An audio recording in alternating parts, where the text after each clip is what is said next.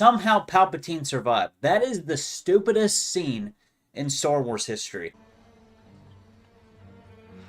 Somehow Palpatine returned. Now, I'm going to explain to you why this made me mad. It probably made a lot of people mad, which therefore, it's definitely stupid and it's dumb and it's terrible, okay? It is. Like, that Palpatine somehow coming back makes no sense. And of course, yeah, I've made lore videos about that somehow, because make it make sense. Why did Anakin's redemption coming back to the light side and killing the Sith, he was supposed to destroy the Sith, but guess what?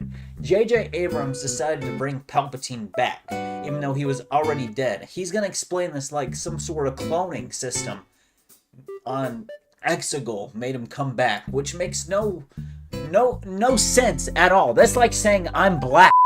Palpatine should not have returned at all. He shouldn't have.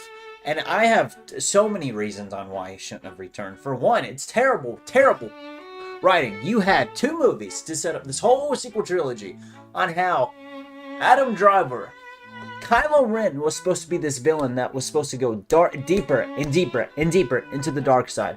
But guess what? He was manipulative and going deep into the dark side after killing Snoke. But yet, you choose to bring Palpatine back. You choose to bring the man that already died. Ian McDiarmid, the actor who plays Palpatine, was confused on how Palpatine was going to come back. He was dead. Not Ian McDiarmid. He didn't die. I hope not. Like, you're gonna tell me he came back? Like, how does Palpatine coming back make this whole sequel trilogy? I know in theaters, because I remember seeing this in theaters, like Poe Dameron saying somehow Palpatine returned. Like, how? He was confused. The actors were probably confused how he returned. Like, how? How does it make it make sense? Please! God, this destroys the whole arc of Anakin and Darth Vader. Anakin chose to go into the dark, and George Lucas's prophecy of Anakin being the chosen one. He destroyed the Sith and returned to be a Jedi. He destroyed Palpatine in the reactor chamber on the second Death Star, and that should have been the end of him. No. It's not. Because J.J. Abrams had terrible writing. He had nothing else to think of. Maybe a new villain, that would have been cool. Or maybe let Snoke live and let him manipulate Kylo Ren darker and darker and darker. Now, Kylo Ren killing Snoke, yes, that was definitely the unthinkable. Like, why would he do that? But it makes sense, kind of, in a way. And I hate The Last Jedi. But it kind of makes sense, because Palpatine destroyed his master, in a sense. So Kylo Ren destroyed his master and got deeper and deeper in the dark side. He was supposed to go deeper and deeper in that movie. But guess what? Somehow, Rey and Ben Solo go on and they kiss and then have sex and then kill Palpatine. That makes no sense. It really doesn't. This movie was all over the place, but this scene, why? Like, why? Then Dave Filoni has to go back, and Jon Favreau have to go back and make all these shows and these side shows to understand on how Palpatine returned. They tried to do that in the Bad Batch, but it didn't really work, because Palpatine coming back makes no sense. It doesn't. It's just terrible writing. That's all it is. Terrible writing and terrible storytelling.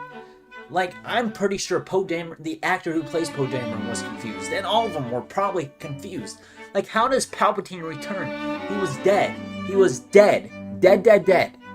He got threw off the reactor chamber. Well, yes, maybe you could argue that Palpatine was a very powerful Sith Lord. But that doesn't make him come back in the movie. That destroys the whole purpose of Anakin's arc. Of him being the prophecy of the Chosen One. And destroying the Sith and bringing back the Jedi. Like, that just destroys what 1 through 6 did. And then 7, 8, 9. It's not even 7 and 8. It's episode 9 that does this. And I'm saying this a lot, but make it make sense. Please make it make sense. Because it makes no sense. Like, Palpatine returning, and then Rey destroying him, and then this whole copycat of Return of the Jedi, it being Rise of Skywalker, it makes no sense. And then we see Palpatine literally rotting at the beginning of episode 9. We see him. Somehow Palpatine returned. Kylo Ren goes on Exegol and finds Palpatine, because Kylo Ren needs this sort of leadership for Palpatine, even though Kylo Ren was going to kill Palpatine, but then never did because Kylo Ren needs his leadership in this movie, and then goes back to being Ben Solo. Kylo Ren definitely didn't get the arc of what Darth Vader was going to be. He literally copied him. Kylo Ren was going to go deeper and deeper into the dark side, but yet J.J. Abrams decided to bring Palpatine back, which makes no sense. It makes no sense on why Palpatine, he was literally rotting. Now, maybe that was cool in a sense, but it wasn't, because it destroys the whole arc of the originals and the prequels.